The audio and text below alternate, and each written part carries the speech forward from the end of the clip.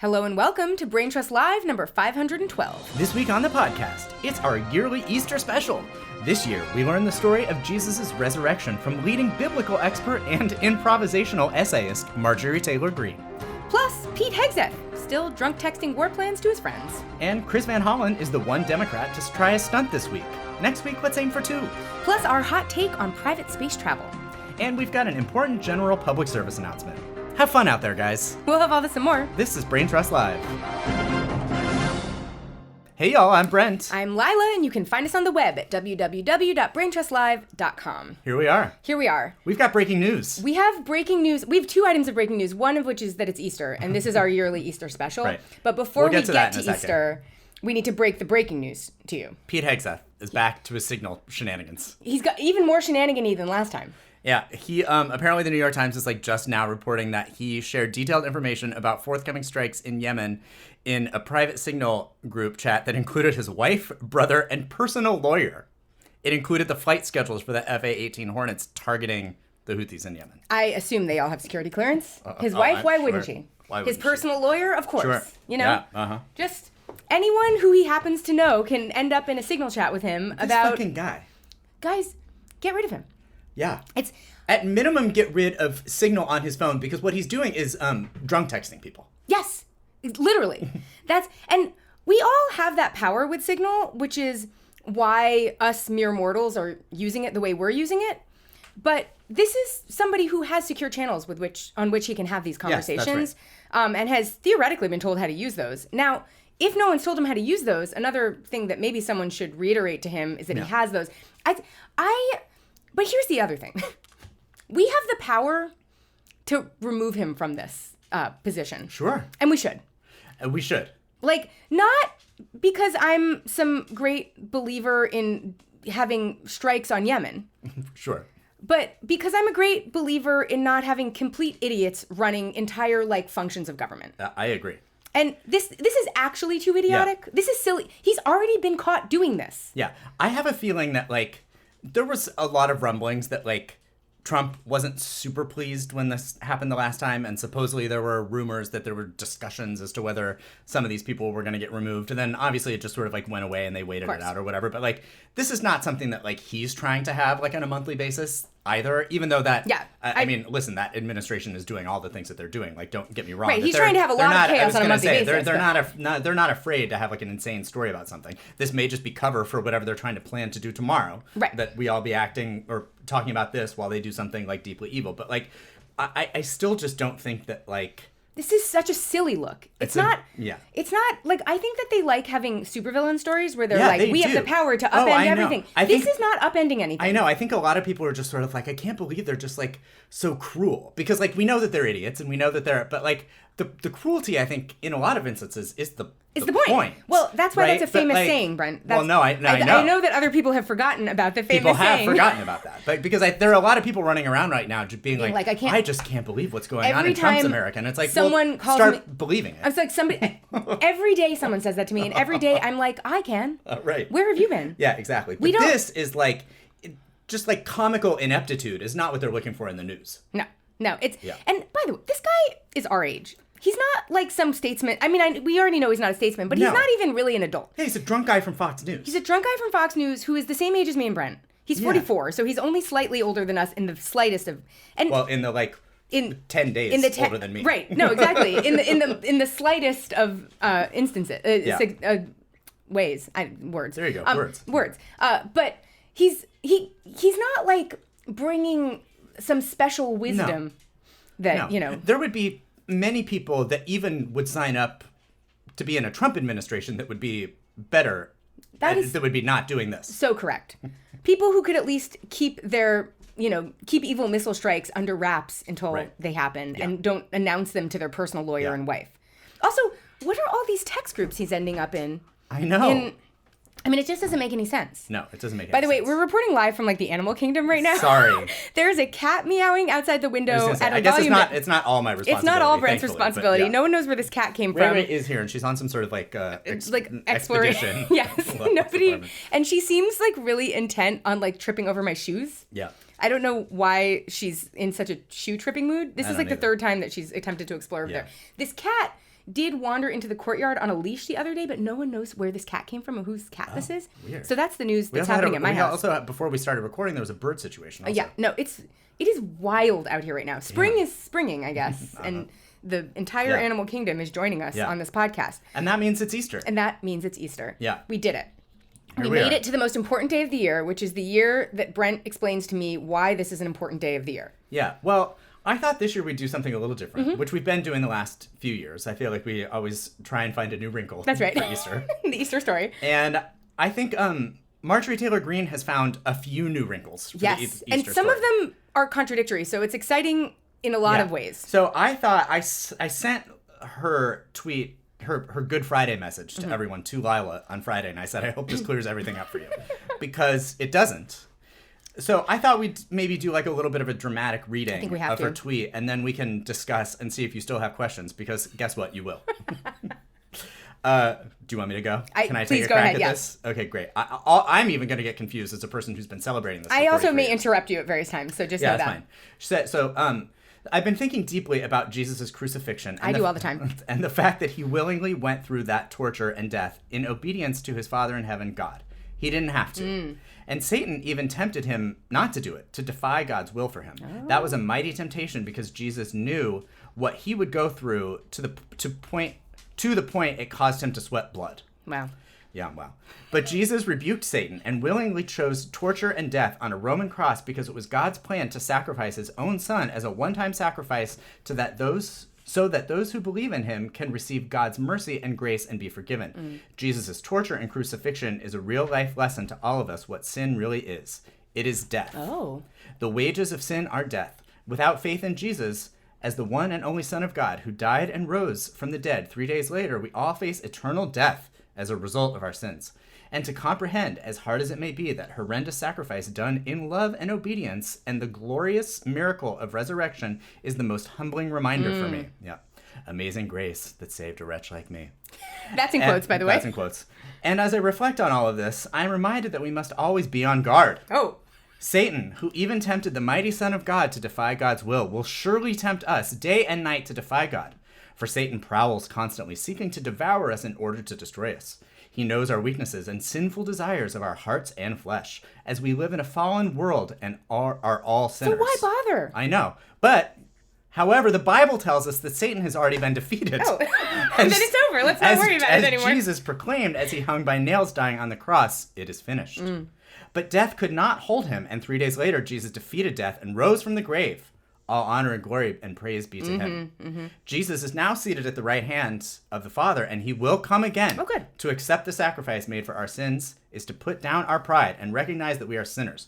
And no matter what we do on our own, we cannot earn or gain our way into heaven. Then again, I ask, why bother? Sure. Just as God created each of us and placed us in our mother's wombs, gave us our breath gave us breath in our lungs and a life to live, God has freely redeemed us from the eternal prison of death, all out of his extraordinary, amazing love, and because he alone is God. There's a lot to unpack there. I just want to, before we unpack any of it, point out... It took me a while to even sort of like get in the reading groove. No, I know. It goes in a lot of directions at once. Right. And it is concerning to me that this is the writing style of a member of Congress. Well, I got halfway through it and realized at that moment that I was only halfway through it, and I was like, oh, man. Well, also, it changes message halfway through. Yeah. So it begins with all of us, needing to, I guess, recognize the glorious miracle of Jesus dying for our sins or whatever. Sure. And even though Satan tempted him, but then she's like, but don't worry about it. Satan's been defeated. Satan's dead. We did it. And then she's like, but make sure, but you can never go to heaven. And so there's a lot of questions that I have. Yeah. Well, this didn't add anything to the story of Easter. First of all, it's missing the most important part of that story, which is when Jesus goes to space at the end. Yep. So I feel like this is kind of an incomplete story of Easter. And sure. She didn't complete it on Easter, which we had kind of hoped that she would, but instead she tweeted Happy Easter. I was like, God, can't wait to see what she posted on Easter, and it was nothing. It was Happy Easter. Yeah, it was Happy Easter. But it doesn't make Easter sound like a very happy day. And I also I want some clarification on where we stand vis-a-vis Satan's temptations. For example, if we're all sinners and we can't get our way into heaven anyway, then do we care if we're all sinners? But also, if we're all sinners and Jesus has died for our sins, are we all sinners? Then are we all sinners? And also, can we just give up the ghost? Yeah. Do we have to worry about this anymore? It seems like we don't really have to, especially with Satan being dead. Right. Because I don't think we're going to be able to pursue further sins with his death. Yeah. No. You know, are we sinners independently, or did Satan make us sinners? Well, I don't know. That's not clarified in her version of events. I do like that she periodically adds exclamations like a pastor might. Yeah. Where she bursts into song at one point, and then I love the Amazing Grace quote. Yes. Like, why there? Why anytime?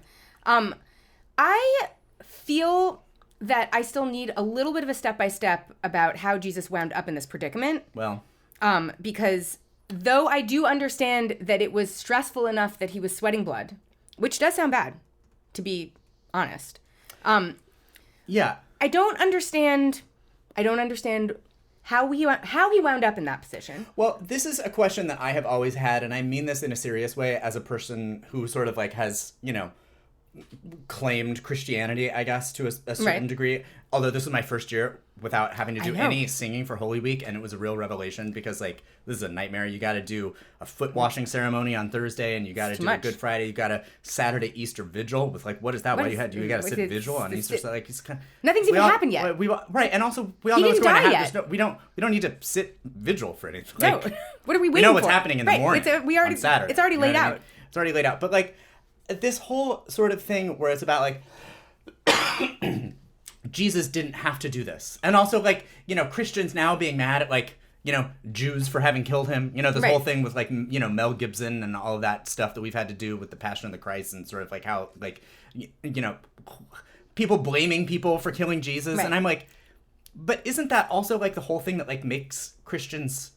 Well, like, they wouldn't it's exist. Easter. It's like, it's not Christmas. Like anybody can be born, right? It's like everyone has to be. Everyone has to be. It's the resurrection story that is like right. If Jesus had just been born, he would just be some guy. We've right. all been born. We all did that. So I'm like, if he always knew that this was going to happen, which that's the claim, right? Okay. Then like that's the first time hearing about this, but whatever. Then I don't understand why everybody's got to be big mad that like I mean it's sad that he got crucified. That probably hurt. I mean I wouldn't want to be crucified. But, like, if that was God's plan, and he knew that was going to happen, and it was because then we wouldn't have to worry about sin, then, like, why do we have to be so sad about him dying? No, it seems like it actually has worked out really well for everyone else. I mean, if you believe in all of the tenets of Christianity, then, like, that's the thing that allows you to be a dick all the time, and then just be like, sorry about it. Like, although, according to Marjorie Taylor Green, it's not clear to me that you can ever be forgiven for any sins, right. Or that you can ever get away from your roots as a sinner anyway. So it's like, why bother? Why bother? Just have fun. Don't worry about anything. Yeah. And she is taking that advice. I was going to say, she's not worried about any of her sins. No. Let's be clear. That's actually advice this makes sense as her interpretation of Christianity. Right, lets her off the hook. Because she's already a sinner. She, like anyone, apparently can't just earn her way into heaven because no one can. No. And if that's the case, then you can do anything. It does also let you off the hook from writing a really long Easter message, which she doesn't seem to have taken the hook up on. Yeah, I know. Because as a person who also thinks that you can't earn your way into heaven, I am able to say sort of blissfully essay-free on Easter weekend. Oh, yeah. I often find out it's Easter because of something unrelated, like that flights cost a lot of money, or like... Sure. It's like how you find out who's Catholic on Ash Wednesday, and you're like, yeah, really, right. this whole time? Like, I just sort of like, it's like really? Something happens, and then you're like, oh, wow, Easter.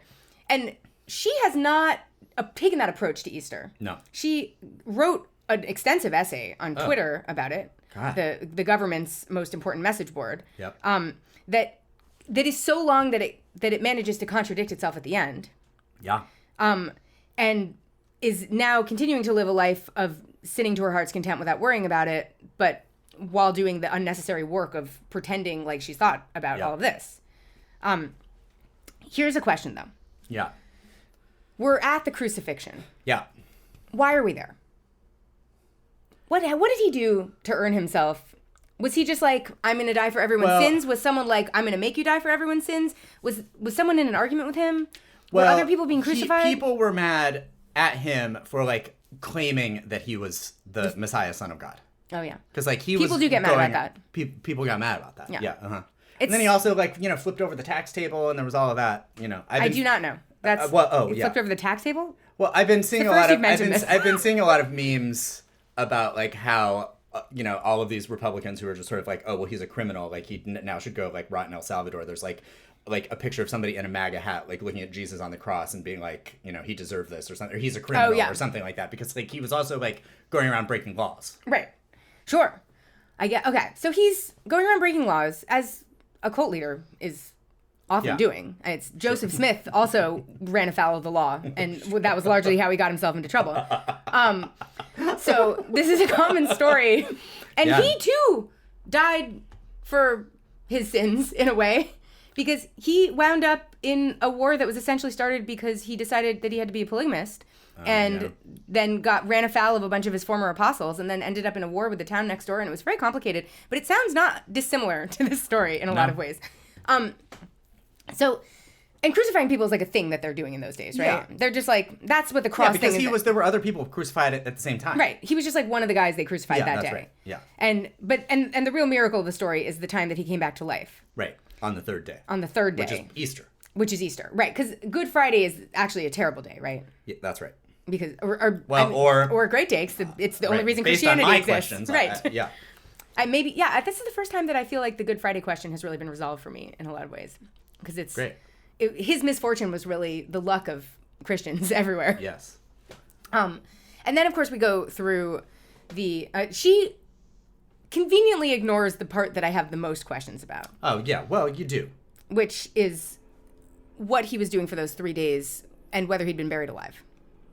Sure. I feel like a lot of the story of Jesus has, like, sort of the contrarian version of the story where you can be like, well, logically, here's actually what happened in that story. Oh, yeah, sure. Like a virgin birth. Oh, yeah. Is it a virgin birth, or was somebody who wasn't supposed to be the father? Sure. That seems like the more practical explanation for what happened here. Sounds like blasphemy to me. And then he's in a cave with a rock. Yeah. And then somehow, in an era famous for burying people alive and having very little medical science backing anyone's proclamations of death or life, sure, he escapes that prison. Yep. So that's rock cave or whatever. Yep. And then they're like, and I have continued to have a lot of questions about what he was wearing during all of this time. That has been like the sticking point that's really... Well, he was wearing the Shroud of Turin. Oh, great. As you know. As I know. Which has been proven scientifically. Yes. that's... I did hear about the scientific proof of that. Yeah. And then he just like wanders around for a while. And when does he go to space? You tell me every year, but I forget every year. Well, I guess like it's the end when he goes to, to be seated at the... Oh, well, no, because then he's sort of like... His ghost is around for a while. Well, I feel like the story kind of lingers. Yeah, I forgot about that because it's yet to come. But yes, he goes around and like shows himself to some select people. Right. And then how does he know it's time to go to space? I don't remember. Like, I feel like Easter doesn't celebrate the most important part of the story. He resurrects himself, and then it's like, and then what? Right. So he kind of chills for a while. He just like hangs out for a while. He does. Yeah. Just like moseying around. Yeah. Anyway, I remain a person with some skepticism about this story. Sure. And I also feel like every year I'm mostly reminded of the fact that the part of the story that interests me most is not actually covered in the Easter story. And that among the many flaws is that the entire Christianity has been letting the most important part like hang for all these years. Yeah. How are bunnies related? Oh, that I can't answer. They're not. No. Mm-mm. Are eggs related in some way? I don't think so. Unless that's just sort of like eggs related in some way. A birth thing, like a rebirth. Right. situation, That's the pagan holiday. Maybe, I guess. Yeah, I don't know. And does it seem like part of the reason that we've kind of jerry-rigged this weird story into this this sort of short timeline? Is that related to the need to have a holiday to compete with a pagan holiday that would ostensibly be more fun to celebrate? Well, I'm sure it is. Like that's what all Christian holidays are. Because they're all just like they just stormed a regular holiday, and then they were like, here's a less fun version of it where you will be sitting in a church. Yeah. Because I feel like the fun of an Easter celebration, when it's done with no understanding of what the story of Easter is that you can do it outside and you can eat candy. Yeah. Which is my favorite thing about every holiday. True. I'm actually quite partial to Easter. Yeah, we got to go get our we got to get our sale Easter candy tomorrow. Yeah. The most important day of Easter is actually the day after Easter when Easter candy goes on sale. But you have to get it that day. They take it off the shelves very fast. Yep. So if you're listening to this podcast on Monday, that will be almost your last chance to get your sale Cadbury Cream Eggs. Yeah. Yep. Do it. Yeah. Do it immediately upon hearing this. Yeah.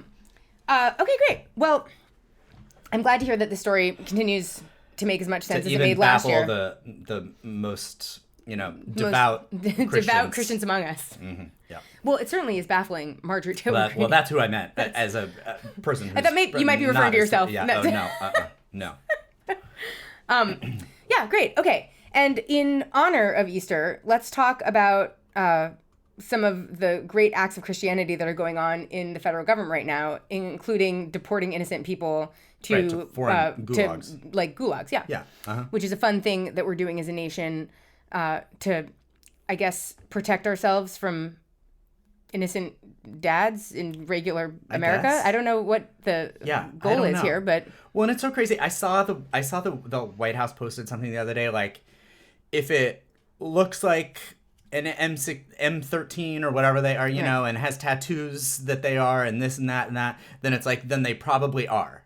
And I was like, I think you have just in that statement, like said specifically why what you're doing is an issue because you use the word probably. Right. Yeah. Like that's the whole point of our legal system, right? That's what due process is. So like the fact that like even from your own official account, you're trying to make like a smart ass remark about like why this guy should have been deported. You've acknowledged why he shouldn't be, and also why the Supreme Court said in a 9-0 decision that you should try and at least facilitate getting him back. How pissed would you be right now if you were one of Trump's Supreme Court justice picks? I think they all are. I think because they also there was the 7-2 decision from Friday that halted deporting all of the the Argentinians, like I think, right? Yeah, and that was only all of those that was 7-2, and the two were Thomas and Alito. Right, who are not Trump appointees. They're the nuttiest ones there, so you would imagine that they would be. So yeah, all of these people, like even Amy Coney Barrett is just sort of like not trying to be dealing with all of this right now. No, and when he's just sort of like, well, I don't care what the Supreme Court says, which is, by the way, like related to this story is the tenor of the official communications that we're getting right now from any sector of government are so wild and wacky. Like the White House's or the CDC's official COVID website this week. It was like literally just like the lab leak theory. The lab leak theory with like conspiracy theory graphics. Right. And any time that the White House comments on literally anything that they're up to, it's like in a tone that is like a very clearly like trolling 19-year-old tone. Yeah. Which explains why Brent sent me a poll earlier this week or last week that was about how the youngest members of Gen Z are skewing Republican. Yeah. And it is literally, I'm sure, just because the White House is behaving like teenagers. Probably, yeah. It's like that would appeal to you if you were a 19-year-old man. Uh-huh. By the way, did you see that story about like how Gen Z women are dating older now, and it's not because they're looking for sugar daddies, but it's because like the they don't want to date in their age group like will within the first 10 minutes of dating them start talking about Andrew Tate. Yes. I thought that was interesting. It's and sad and predictable given what's going on, right? But like this is who this tone of government appeals to. Totally. Is like men whose frontal lobe hasn't formed yet. That's exactly right. And that anyway, back to deporting innocent people to gulags. Right. Obviously, we're referring mostly to Kilmar Abrejo Garcia, who's the like guy in the center of the biggest version of this. Obviously, there's been a lot of deportations that are suspicious. Yes. This is the sort of story that has been like the most controversial. And because of that, this has been the story that like people in the political sphere have really been kind of like troubled by and rallying around. Right. And that is true in the case of many Democrats, but not all Democrats. Certainly not all of them. Which is, I think, why we really want to talk about this story. Which is why we're talking about besides the fact that it was a big story. But like, I mean, you've heard that news before. I was going to say, in our continued effort to sort of like speak about the news in a way that we find relevant, I think the relevancy here is that Chris Van Hollen actually decided to fucking do something. Yes. Which too many Democrats have chosen not to do, to the point where even James Carville, like, said that was the best strategy. Yes. Like, don't do anything. Yeah. Right? Like, so, like, the idea that, like, he was like, let me go do something, I think is why this became such a huge story for so many Democrats, and also just even nationally, because it was just sort of like, oh, look, it's a guy who stands for something. Right. Well, and again, like, we are in a world right now where it is, I think, you know, our criticism of Cory Booker shows this. It is not enough to just do stunts. Well, a lot of people have been comparing the two because I think they've happened so quickly. But yes. like, no, I've been seeing so many tweets being like, you know, performative versus action, right, essentially. But that's like, also, it is important to do stunts, and you can't just do stunts. You gotta do but both. You have to also do the stunts. Yes. Like, this Van Hollen thing is also a stunt in its own. Totally. You know, this is just him grabbing a headline about a story that deserved national attention and figuring out a way to do a stunt to make that happen and to put himself in the crosshairs of the administration so that the conversation could be forced. But you have to be doing some stunts. You have to try some stunts, and it's a whole governing body filled with showboats. I don't know why it's so hard to find someone who's willing to do a stunt, but like, you have to be willing to do both. So like, you can't then decide as a caucus that you don't want to focus too much on this story because it might force, you know, conversations that the public find. First of all, the public does not find this a confusing conversation, and the public is very concerned about this issue. They are. There is not a lot of support for deporting innocent people for no reason to death camps. No. As much as you may think that the American public has lost their minds, and they have, and as much as you may think that people are letting their worst instincts win, and they have, that there is not massive public support for doing that. No, there's not. And even the people who support deportation, I don't like stand for like disappearing people to like death camps. Right. You know what I mean? Because I think there was like a sort of troubling poll that CNN was reporting this week where like now over 50% support like deporting everyone who's illegal, deporting everybody who's illegal now, which is the first time that that's been a majority. And that's upsetting, right? Yes. But like, I would imagine that a lot of that percentage of people is also not trying to be like, well, before we know whether they are or aren't, like, they should go, like, rot in El Salvador. Right. Yeah, I don't think that's where I find issue with Democrats suggesting that in taking a stand on this, they're, like, falling into a trap that Trump and has that's right, because, like, imagine being, like, there was some reporting earlier in the week from, I believe it was Axios, but, like, there were some Democrats who also spoke anonymously. Like I just, you know, like, we're going to talk about Newsom in a second. And, like, as much as I can't believe that he said this out loud out of his own mouth, like, at least he said it in front of a camera. Imagine having a news source call you and then requesting to speak anonymously as you as an elected official. As an elected official, and as you describe for them why Democrats shouldn't be caring that they've let an American rot in a foreign prison. Right. Like, put your name on that or hang up the phone. That's right. Like, well, no one has any courage. Yeah, well, exactly. And that's the frigging problem with too many people in this party. No, exactly. But so there's this trigger shyness to, first of all, I think a lot of Democrats have forgotten that if you have smart messaging, you can engage on multiple fronts at once. Totally. They seem to be thinking that, like, this is a distraction, and it's like, okay, if it's a distraction, take a hard line on it, and also have messaging for the thing they're distracting us from. Right. Like, if it's a distraction, great. You figured out the plan. Totally. You can't not respond to this, though. This can't be a precedent that's being set. No. So figure out how to message two things. Right. At once. Sorry about it. But you can't be even off the record talking about how you're not willing to stand up for innocent Americans who are American citizens to be deported to foreign death camps because you just don't want to force the conversation. Right. Yeah. Someone needs to force the conversation. Somebody does. Which is why Chris Van Hollen went there. Right. And I'm so glad that he did, because you're right. It was a stunt, but also sort of like caring about it. And I'm also like glad that he's like back and seems to sort of be like taking no prisoners on it too. Yeah. Because like he got asked specifically about what Newsom said because Newsom called it a distraction. And normally the political Newsom has been palling around, by the way, recently with like Steve Bannon. And, yeah, exactly. You know. And most politicians would be like, well, I can't speak to, you know, what is in Gavin Newsom's heart or something. They would give like a political answer, like not dragging like the governor of the largest state in the country, right? Not Chris Van Hollen. He got asked about it and he said, I don't think it's ever wrong to stand up for the Constitution, and this is not about one man. If you deny the constitutional rights of one man, you threaten the constitutional rights for everybody. Here's the important part. I think Americans are tired of elected officials or politicians who are all finger to the wind. Anybody who can't stand up for the Constitution and the right of due process doesn't deserve to lead. That's a pretty savage takedown of, like, the governor of California. I was going to say, and every member of the Democratic Party. Right. I know. But, like, to be asked specifically about Gavin Newsom and then to come with that, like, that's a frigging right hook. Well, I feel like I am always someone that thinks that the sort of like aggressive party unity stuff does not actually benefit us very much because it puts billionaires in charge of what we can and can't do.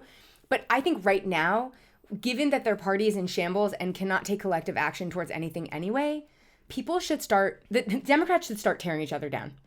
In an effort We've been saying to that create for weeks. Space. This is a point you specifically have been in an effort to hitting. create some space for some ideas. Totally. To show that there's ideas that will have public support. Right. They should be policing each other as hard as they are policing the people on the right. Yes. And because it'd be one thing if they could use the unity for something. But they can't. They don't stand for anything. No. There's nothing to do with it. No. So, like, them all voting together as a bloc has not blocked a single piece of legislation. No. It has not advanced a single piece of legislation. They're unwilling to use a filibuster. They're unwilling to use a filibuster. So they're meaningless as a group. Yeah. So if you're meaningless as a group, go freelance. Yeah. Time to be freelance. Yep. Think about how you yourself can protect your career. Yep. And if that is, I think we're going to see in the next elections that there is going to be a distinction between money and votes. Yes. It's going to be really stark in a way that it has not been in the past, where having a lot of money is not going to buy you necessary votes. Yep. And these people can have the backing of every billionaire in all of human society, but without votes, without a record, without having done anything, they're going to find it increasingly hard to find, and they're going to be slow to adapt. So there are going to be some Democrats that fuck over your district in particular, you, the listener. Sure. Probably us, the speakers, too. Yeah, you're probably represented by somebody who's awful. Who's awful, and they are going to wait too long to leave an opening for somebody else, and there's not going to be the time, something's going to happen where they're going to fumble the ball, and a bunch of seats are going to get lost to shenanigans, basically. Yep. But the sort of overall point that I think they should start to be thinking about and be ahead of right now is like, how do I make an argument for myself in this time where it feels like nothing is happening? Yeah. And that argument can be made in part by doing a stunt or at least trying to do literally anything. I mean, that's what these AOC Bernie rallies are meant to do. That's what this Van Hollen trip is meant to do. They're about creating some kind of publicity around not doing nothing, basically. Right. Yes. But it also means you have to be willing to point out that you're not one of those guys. Yep. That you actually do stand for something. And this so is why I think tear these fuckers down. I know. This is why I think, and we don't even have this on here, but what you're talking about has reminded me of another news story this week, but about what David Hogg is doing. Yeah. And I've got thoughts about David Hogg. We all do. But, like, thank God. And I know that there are probably some people, like, at the actual DNC who are sort of, like, big mad at him. But, like... Let him be mad. But, these people... They need to start primarying each other. They've got to go. They've got to start. I mean, for years we've been hearing about ridiculous things where, like, there'll be like one pro-life Democrat that that has a great, a challenger, and then the D Trip comes in and supports it, whatever. Like, we've been hearing about those kinds of stories happening for years now. Yeah. But, like, actually what needs to happen is someone inside the organization. Because I also think, like... Yeah, we have to stop supporting these people who are both 100 people that are losing us or elections. not doing anything. Right, yeah, exactly. Like, they're losing us elections. We have to stop supporting them because they're losers. Right. The point is to win. Yeah. But also, I feel like there needs to be a sort of generational reckoning inside the DNC anyway. Yeah. And also I think those of us on the outside of that conversation need to remember that you fight on multiple fronts in a situation like this. So, like... I'm not the right candidate to lead the charge from inside the DNC to, like, shake things up because I would never get involved with the DNC.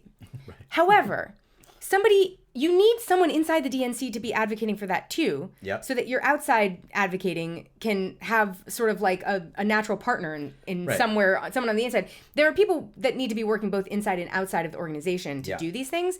And I think a lot of the time, there's so much like enforced unity inside of the party universe that they forget that first of all, activists feel very excluded from it, and they forget that you want people inside the DNC to be doing this shit too. Sure. And people inside the DNC become so kind of like confrontational with the people that are challenging them, that they demand, full unity inside the party, even though the party is meant to be a big tent where you can have an argument. Yeah. That's, I wish it wasn't so big that it included billionaires, but, you do your best. Yeah. But so I feel like the biggest story of the week was I think, a sign of the times, being that the actual news is too depressing to read anyway, was actually about those idiots going to space. I mean, if you really want to talk about what the news is this week. Yeah. The news this week is that Katy Perry got dragged for going to space. God, did she ever? And by Wendy's. And by Wendy's, of all. It has been interesting to watch the sort of like jockeying for corporate takedowns that's been going on the internet recently. I know. There's like a lot of sass coming from corporations to corporations, and I'm including Katy Perry in my corporation. She is a corporation, essentially, of like empty vessel would-be feminism. Yeah. But also, I think there was a larger conversation around that, billionaire toy space flight that I thought kind of lost its way a little bit, where I think there was a reason that the public had such a distaste for this space mission, which is that it was wildly unnecessary. Yeah. It was not even remotely inspirational because we have literally been to space already. Right. And so it served no purpose. It was a waste of resources. It was a waste of money. Right. And it was just for publicity. We've sent famous people up there already. Jeff Bezos is like, didn't William Shatner go up there at some exactly. point? It's like, it wasn't revolutionary even in terms of like the newsiness of it. No. And in the age of them stripping DEI initiatives from every major corporation to pretend like there was some interest among the like billionaire class in sending women to space. And while they're like erasing women who are actually involved in NASA's contributions on their government websites or whatever, is like a little shallow and short-sighted anyway. And it smacks of sort of like, it's the Target putting out a Pride collection of space travel. Yes. It's corporate, nonsense. Yeah.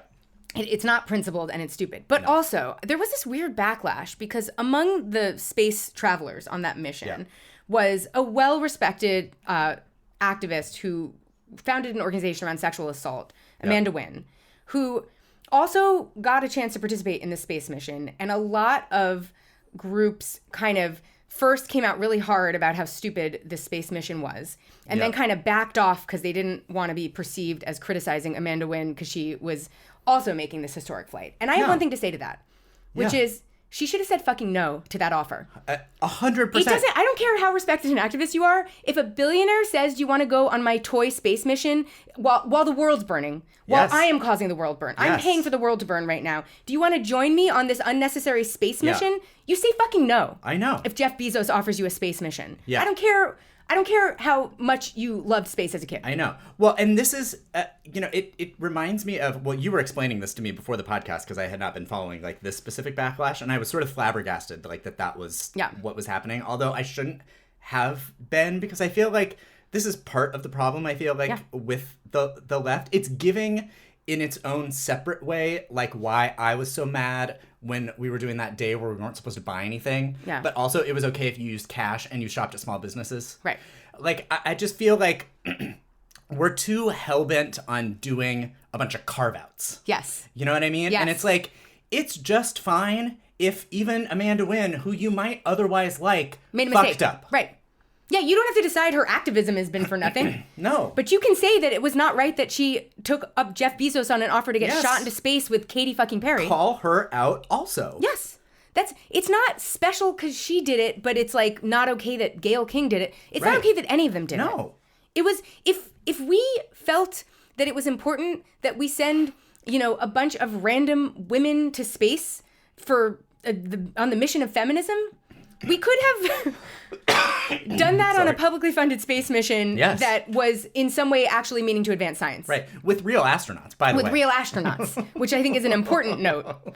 This is space tourism for zillionaires. Yeah. This is silliness. This isn't serving anyone. No. This is in a time where we are being told there are not the resources anymore to have any sort of meaningful public goods. Like, what if Jeff Bezos just paid its taxes instead of sent Katy Perry to space? Exactly. What if he cured world hunger with that. He could. Like, the things that he could do with the money are actually right now being more meaningful than ever because those resources are being carved out of the government that can't afford them. Right. Like, if you want to do space philanthropy as Jeff Bezos, find a way to do it that contributes. It doesn't help anyone. No. Seeing Katy Perry go to space didn't make me feel, special in my womanhood. No. It made me feel annoyed that billionaires are toying with us. And that was the backlash, rightfully. This was a very tone-deaf time. It was a very, let them eat cake thing to do. Truly. And it was really tone-deaf in this moment where everyone feels like their life is hanging on by a thread and the tariffs are about to make even basic goods unaffordable. Yeah. And, all of this is for no reason, by the way. This problem was made up. I know. And Jeff Bezos is sending Katy fucking Perry and Gayle King to space. And we're supposed to be like, but it's okay if Amanda Wynn wants to go to space because she's done good work in the past. She should have also had the principles as an activist who understands how the system works to tell this guy fucking no. Yeah, exactly. And their responses to it were also tone deaf also, you know what I mean? Yes. I just I think they sort of proved everybody's point also. Like Gayle King got asked about it and she was like, well, you can't know until you go to space, essentially. I'm paraphrasing here. And it's like, and everyone's I won't get to. So we won't be going to space. Yeah. Gayle. So actually, we'll never know. So, and we don't care. Right. It's so stupid. For 11 minutes of getting to look at the Earth from above. Right. Again, if you're going to do something that is so brazenly spectacle-y for no purpose whatsoever, well, no. If you're going to be doing something so brazenly spectacle-y, it has to have a purpose. Yes. And the purpose can't just be publicity for yourself. Right. Yeah, Katy Perry went up there and then did we advance science on that mission? Did a reveal of the set list for her upcoming tour that she's going on next week. Exactly. They went out there in full hair and makeup to go talk about how beautiful it is. Promote capitalism. Promote private space travel. Yeah. Get the fuck out of here. Yeah. So in any case, my larger point is when something like this happens, you're right to be horrified, even if someone you respect is involved. You can just decide they made a mistake. Yeah. It's okay to be like, that was a tone-deaf move. Yeah. And no one deserved to be on that mission. Yeah. Including people that are happy they got to go on it. Sorry about it. Right. Yeah. In any case, and actually speaking of this and everything that we've talked about so far, I have a PSA that I would like to share with everyone. I like this. So there's a few things that are going on that are making it incredibly difficult to exist in society these days. Sure. One is that people will casually drop bad news in your lap as if it's a normal time and not realize that everything that you're hearing from every corner of your life in every moment is so uniquely and unusually horrifying that we are all too overloaded for that. Sure. And we've talked a little bit about, the reason that we have reframed this podcast slightly is so that we don't add to that. We talked about some things that are going wrong, but we are talking about how people could address them. We are talking about actionable things that can be done by opposition, politicians to do different, to do stuff differently. Even in the space story, it's like they could have just said no. Right. That's an action that they could have taken that would have resolved this whole problem. Right. But I think it can be really hard to figure out in a moment like this how to constructively talk about what's going on in the world because we don't have a lot of practice at things going this badly all at once. Right. And I would encourage everyone to be more thoughtful about, and we said this at the very beginning of the Trump administration, but you guys didn't listen to us.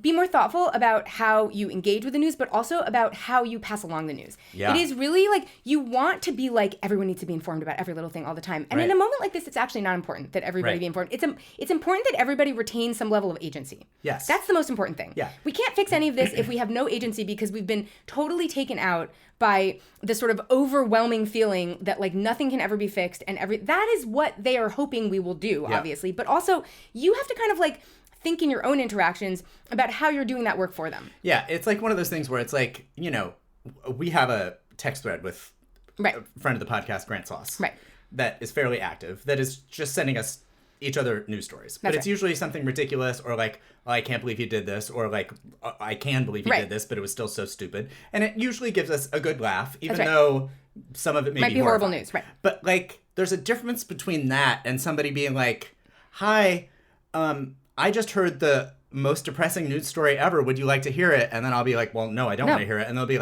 here's the link. Yep. That's there's a lot of that going on. There's a lot of people being well, what will really make you scared is Ezra Klein's new piece and whatever. And it's I don't want to be really scared. Is it going to be helpful to me to be that scared? Or do you think that me being that scared is contributing in any way to this conversation? So I think if you have a compulsion to just casually read or send headlines to people that you are not actively engaged in news conversation with, I would say it's okay to not do it. Right. It's actually okay that they be uninformed in this moment. Yes. It's not helpful to be informed about a thing you can't do anything about. Sure. Sometimes it's okay if a horrible thing drops in your lap after you didn't know about it, because then at least you were happy until you found out.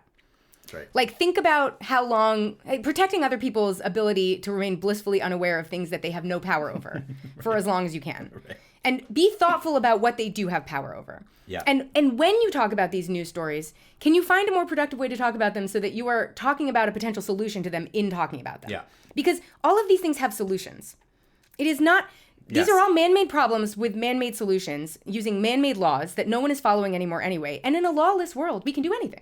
Yep. So have a little bit of, retain your own agency by remembering that as you tell people about the horrifying news, you are also empowered to give them ideas about what we could do differently. Yes. So that when they call their representatives horrified about it, they can give them some ideas, because a lot of their representatives don't have any ideas. That's right. There's a second related point to this, which is I've also seen a lot of circulating not like nonsense, inspirational quotes on the internet or whatever, but that's where we're all connected, so you can't avoid the internet. Talking about how everybody has to sacrifice something at a time like this if we want to ever live in peace again. And, another attempt to make you sort of come to terms with how dire everything is. And I understand that what you really want to do is say that to your uncle who voted for Trump. Sure. You're not really meaning for me, a person who already knows it's dire, to further have to think about how dire it is. Yeah. But that's not who's reading your Instagram posts. I would encourage you, even if you're talking to your uncle, to frame involvement as something positive and active as opposed to something that will cause you to lose stuff. Yeah, right. Nobody wants to make sacrifices. No. That's not selfish. That's just life. We all want to hold on to what we have. Right. I get that. I'm not out here pretending like I'm desperate to make horrible sacrifices in order to make the world better. No. And the people that we actually need to make sacrifices are not making sacrifices that are actually as meaningful to them as the ones you're sort of implying that the rest of us should make. Right. Because the real people that we need to be involved in this discourse are rich people. And telling them that they have to make sacrifices right now is not helpful, because they're just going to be like, I don't have to. Right. Instead, if you frame involvement as something where you gain things instead of lose things, you can get a lot more. You can have it be the same action, but you can get a lot more people excited about it. Because the best thing about being involved in, sort of improving the lives of the people around you is that you are one of the people around you, first of all. Yep. Second of all, you get to make friends. You know who doesn't get to have friends? Mean people who are greedy and assholes. Right. They don't have friends, but you know who has friends? Activists. Sure. You get to have the reward of... I was going to say, you get to feel great selfishly. Right. Selfishly, you just get to feel great. Right. There are rewards to being involved in the work of making your community or your world better. And I have just recently, because everyone's feeling so down, been seeing so many things that are like, well, I hate to say it, but you're going to have to make some sacrifices in this time. And I just don't think that's the headline. Sure.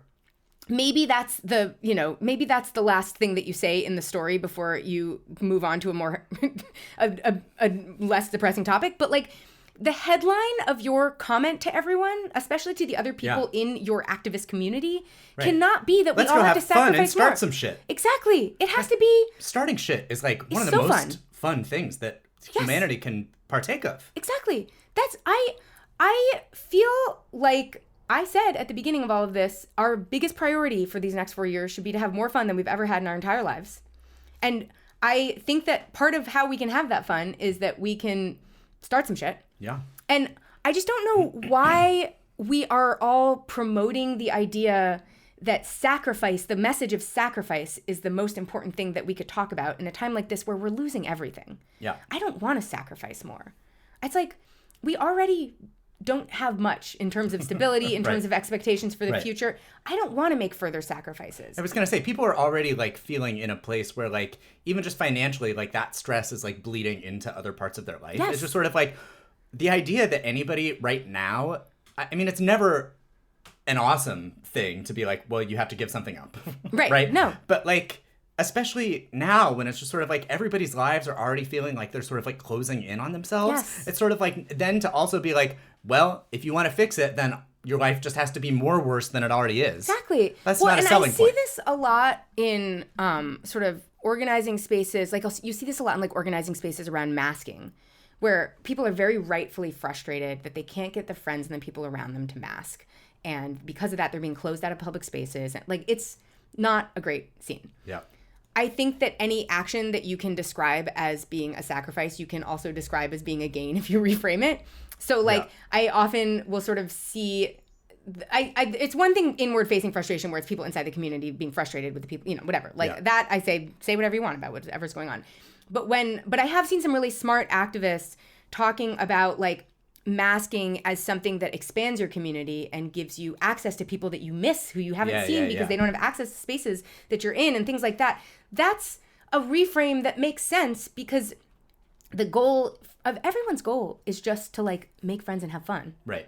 That's actually what everyone wants in their world. Totally. And it's actually the thing that makes your life meaningful. Yes. More so than having all the money in the world and also, seeming important. Like, that is the thing that gives your life meaning. And so to pretend like fixing all of this requires you to lose more instead of gain the thing that is actually like essential to a satisfying life. Right. And to focus on the loss instead of the gain is so insane. But I'm seeing it everywhere. I'm seeing it from experienced activists. I'm seeing it from new activists. And I'm just like, stop it, you guys. Yeah. Stop telling people how depressing everything is. Everyone knows. We know. Right. Like, yeah. Speaking of, are they doing those hands-off rallies every 2 weeks now? I don't know. There was another one. Huge rallies again. Yeah. I'm good. I'm good. Let's keep doing them. Yeah. I just hadn't heard. I don't know how I'm like not on any mailing list that has referenced this in any way. I know. I mean, that's because I've been stopping to quit too hard. All And I couldn't be happier, honestly. I know, same. My life is so much easier now that I stopped to quit immediately. Yeah. I stopped to quit Bernie the other day, and I was like, you know what? Like, this is fine. I don't need I know what's going on. Like, I don't need a fundraising. I read the which news. is all any of it is. So Exactly. It's like, I'm not doing that. No, it's going great. And in other irrelevant news, Barbara Lee is the mayor of Oakland. I saw a now. headline that Barbara Lee had won a close election to be the mayor of Oakland, and I was like, I've been not reading the news so hard that I didn't know anything about this. No, I know. I didn't either. So that's fascinating. Right. I know. Didn't know she wasn't in Congress. Didn't know that she hadn't heard any of it. Was running in that race. I hadn't heard any of it. No, but she's mayor of Oakland now. Or something. Well, listen, that's one fewer member of Congress who is going to spontaneously drop dead. I was going to say I'd rather her die as the mayor of Oakland. I mean, I hope she doesn't. Right. Obviously, I hope but she lives forever. She was one of the Congress people who was like too old to be doing anything, which was why we recommended you not vote for her for Senate, even though I think I may have personally. Well, I was going to say, on principle, she was the one we agreed with the most. I know. Yeah. Yeah. Anyway. Really, the only other important news is that the Pope no-showed J.D. Vance. So good. And that's what you should. Like it's what you have to do for that guy. Yeah. Who wants to sit with J.D. Vance? It's Easter weekend. Fuck off. God. Like, what was he even doing over there anyway? Visiting the Vatican on Easter weekend. Get out of here. No. God. Trying to out Catholic people. Get out of here. I know. It's ridiculous. Can we close with some television? Yes, we have to. I've been wanting to talk about Andor. Yes, that starts this week. And so we'll do that. But I also want to recommend to people that they watch The Pit. Have you heard of The Pit? Oh, I've heard of The Pit. Have you watched? It might be too disgusting. It was very stressful for me. Did you watch it? I watched some of it. Oh, did you? Oh, okay. I watched the middle of it, though. I didn't watch the beginning or end. I think it's a really good watch. And I think it's also like a good watch for, like, if you're trying to give your, like, somewhat conservative parent something to watch. Mm-hmm. I just feel like everybody, well, not everybody, but a lot of people like a good sort of like pretty straight ahead, right? Like medical doctor drama or medical drama or whatever. Yeah. But I feel like there's a lot of like good messaging in there. Like, yes, well, and some of it sort of like a little ham-handed, but like. But it's a TV drama. What are you gonna do? But it's a TV drama. But I mean, just sort of like a lot of like. People not having health care and what causes, what happens when that's the case, and like underfunding of hospitals and how they're not able to keep enough nurses and how nobody wants to be a nurse anymore because like that's a freaking nightmare, position to be in that has happened over the last like 5-6 years.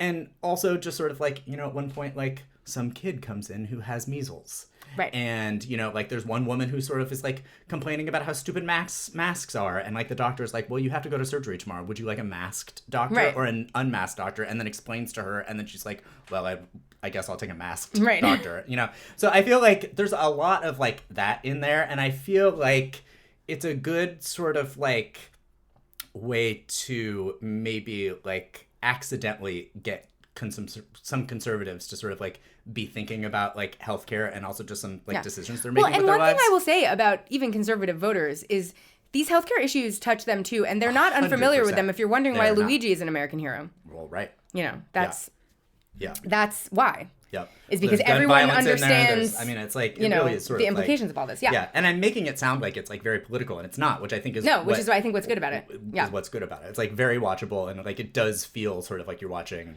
ER. I mean, it takes place in an emergency room. It's got Noah Wiley in it, so right. So you are basically doing that. You do feel like you're watching ER. But anyway, so The Pit, but also Andor. Right. I've been trying to get Lila to watch Andor for a long time, and I know a lot of people are thinking, well, that's Star Wars. That's what I was thinking. And I get it, but I feel like maybe I'm going to talk about it for a second, and also maybe even explain what it is, because I feel like I got an email today that reminded me. I mean, I didn't need reminded because I've been waiting for this to come back for years now at this point. Brent has been an Andor stan from the beginning. Trying to get Lila to watch it for a long time. But I got an email from DSA Hollywood that they're doing a screening of it on Friday. And I was like, well, there's everybody's proof. Not that I don't have my quibbles with DSA, but like... Right. It's a show that if you have any sort of relationship with DSA, right, or like left politics, I feel like you should be watching. And I also feel like it can be, I watch a lot of these Star Wars things, but I don't know like all of the lore. And like if it's something that like I'm not like paying deep attention to, I'll watch it with Jeremy and he is into that. And I'll like, I'm like the type of person that like if it's not, I'll have to ask like a million annoying questions. Of course. I didn't have to watching Andor because it's sort of like very related to the first Star Wars movie, which like everyone has seen essentially. I mean, maybe you forget what happens, but they're trying to destroy the Death Star, right? We all know that. Right. There's the Death Star. That's the only thing I know about it. At the beginning of, I'm just going to give the Cliff's Notes on what you need to know if you're a person who is at home thinking about watching Andor now that I've said that DSA has endorsed it. So at the beginning, you know how they do the scrolls at the beginning of the movie where it's like in a galaxy far, far away, right? Okay, at the beginning of the very first Star Wars movie, I pulled it up. It is a period of civil war. Rebel spaceships striking from a hidden base have won their first victory against the evil Galactic Empire. During the battle, Rebel spies managed to steal secret plans to the Empire's ultimate weapon, the Death Star, an armored space station with enough power to destroy an entire planet. Okay, so they reference at the beginning of that very first Star Wars movie a thing about like how the rebels have just stolen the plans. That stealing of the plans happens in the movie Rogue One, which came out like in 2013 or 2014. Now we're one step away from So watch that. It's great. Tony Gilroy, who's like a great writer-director, has like done like a bunch of movies that you'll have liked that are escaping me now. Right. That's his movie, and it's very good. Yeah. So if you watch that, that's really sort of all you need to watch. Andor takes place just before that and is about like the beginning of the revolution that sort of like leads to Rogue One, that then sort of like leads to the first Star Wars movie where they blow up the Death Star. Right. Okay. So you really, I would say maybe watch Rogue One. Sure. But it's good. But what if you don't? I think it's still it's sort of like it's a prequel, and it's really a prequel to the prequel. Right. So it's like on some level it's sort of like the beginning of a story that leads to the first movie, which you've probably seen. Right. Okay. So you don't have to do any homework. I don't think so. To get in there. You know, I like as a big Star Wars fan, there are like characters who are in those later movies. Right. You know what I mean? So you're probably like maybe like missing little Easter egg type things, but like not in ways that like deter or like are detrimental for your like viewing experience of it, because I don't personally get those things. Right. And myself. And you've been and still claim it as my favorite just like singular season of television. Right. You've been talking about this for years now. I've been talking about it for years. Yeah. So I would highly recommend it. I think it's like super enjoyable. The politics of it are like, if you're listening to this podcast, you'll like the politics. So yeah, Andor. All right. Great. I don't think I've been watching any television, so I don't even have anything to contribute to this. You know. I'm planning to watch that new show Etoile when it comes out. Whoa, what's that? That's the Amy Sherman-Palladino ballet show. Well, of course. It's going to be bonkers and I'm sure ridiculous. Yeah. But, you know, that's a show about all of my favorite things, talking fast and ballet. Sorry. That made Brent cough. I know. But with laughter. Yes. So, you know, that's coming out later this month. So. Oh, this month? Yeah. Oh, so exciting. We'll be ready for that. Okay, great. In any case, what's it called? Etoile. Etoile. Like the French word Etoile, for star. Pit, Andor. That's You've right. got a screening list that's Brain Trust Live approved. That's right. We're basically like a Substack now. We just announce our favorite pop culture picks.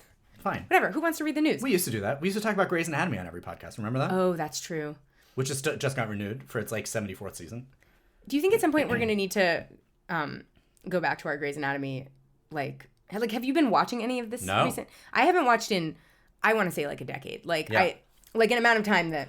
I saw something when it got renewed, there was like a tweet going around because somebody replied to like it being renewed, like they should blow up that hospital, and then somebody like retweeted that and was like they have like 6 times, right? I was or something say, like that, and then listed all of the episodes like where the hospital like exploded for whatever reason.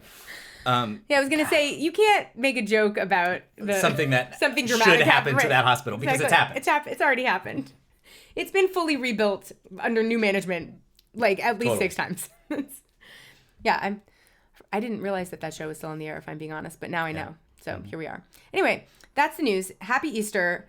Yeah. Do not forget to get your sale candy today. This is your last opportunity. If you take away anything from this podcast. If you take anything away. Yeah, I don't even care if you listened past that point, but that is the most important PSA that we can give you. And we'll talk to you, one of the next few weeks. We never know what we're up to. Oh, yeah, right. But, we'll talk to you at some point soon. Bye. Bye.